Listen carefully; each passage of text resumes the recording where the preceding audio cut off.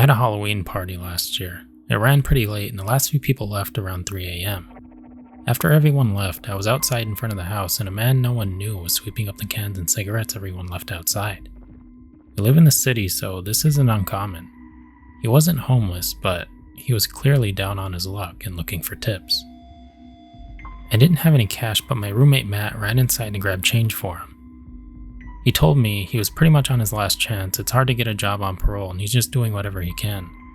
He told me that not long ago, someone working at a pizza shop said he could sweep their sidewalk and all they gave him was a quarter and a soda when he was done. At this point, everyone else was gone except me and the sidewalk person.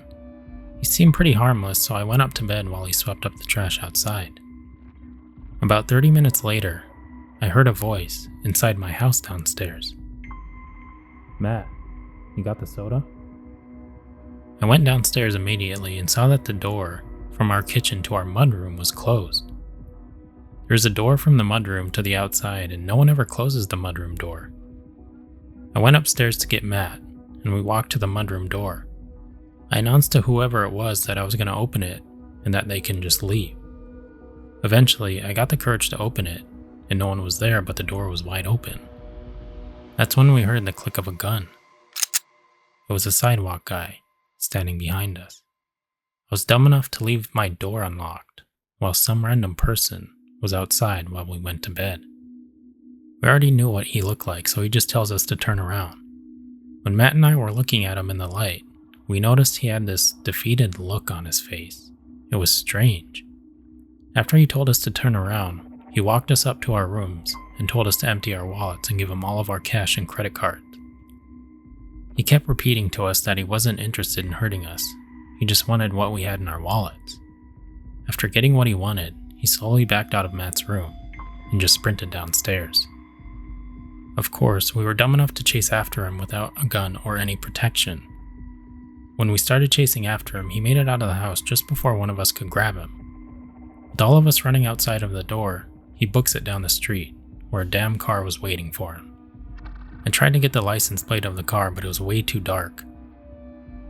When we made it back to the house, Matt and I immediately canceled our credit cards and called the police. I still have no idea who the guy was.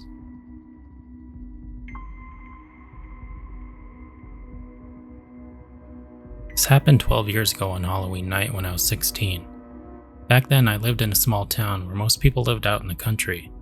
Around midnight on a Saturday, I'm dropping my friend off after a night of hanging out.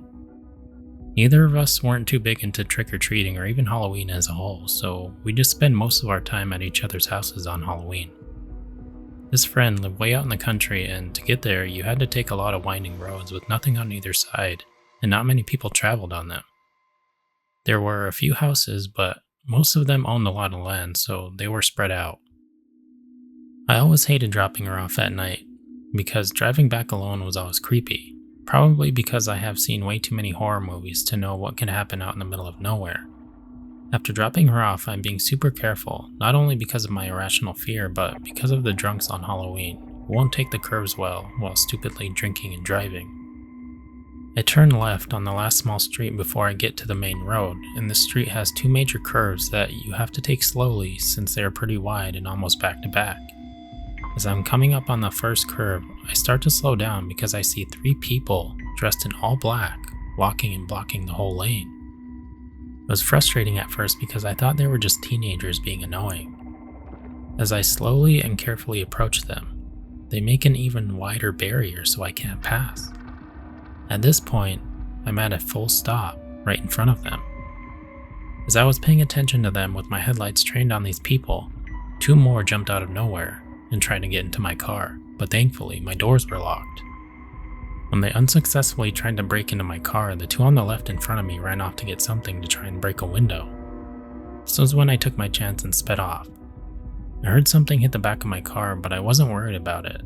As I was passing them, I looked out my side window to get a glimpse of who they might be. I noticed all 5 of them were wearing the same creepy gray skull mask, and they all stared at me as I passed them. When I got back to my house, I looked at the back of my car and there was a huge dent. The whole situation was terrifying, so I told my parents and they called the police. They called us back pretty soon after and told me they sent someone to the exact location where I described and said they found nobody walking on the street or even on the side of it. What creeped me out the most about that is that there's nowhere the 5 people could have hidden because this street had open land on both sides. There were also no side streets that they could have turned on to evade the cops. They had to have been picked up by somebody or knew of a good place to hide. I have no idea to this day what those people were up to, but I told my friend that if she wanted me to drop her off again, it needed to be done before dark because I never wanted to find out what their intentions were.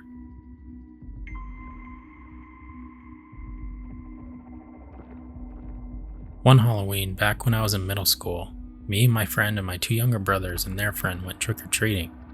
We finished our neighborhood and had more time, so we decided to go down a few roads nearby. My mom drove us, and our neighbor's mom came along too. Anyway, we're going down one last road, and my friend and I go up to a house, and there's what we think is a scarecrow sitting in a chair on the porch. We don't think anything of it and ring the doorbell. A girl, probably in her late teens or early 20s, enters and starts to give us candy. All of a sudden, the scarecrow slams his hand against the wall. My friend and I jump back. The girl tells us not to worry and it's just her brother, so we grab our candy and go. As we're walking back to my mom's car, my brothers and their friend were going up to the same house. Just as my friend and I reach the car, the boys come running up behind us, yelling to get in the car. We turn around to see the scarecrow chasing them with a machete in his hand, and we're all trying to pile in the car as fast as possible.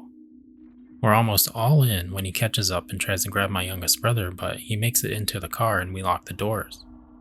The scarecrow starts banging on the car and yelling at us, and my mom takes off. My mom books it to a dead end at the other end of the road. The scarecrow chases halfway down the road before finally turning around, so we waited a few minutes at the dead end, then finally headed back toward the main road. We have to go past that house to get out of the neighborhood, so we all look to see if we see anything. At first, there's nothing, then all of a sudden, the scarecrow sits up straight as a board from the ground. He starts to chase us again as we leave, then turns around.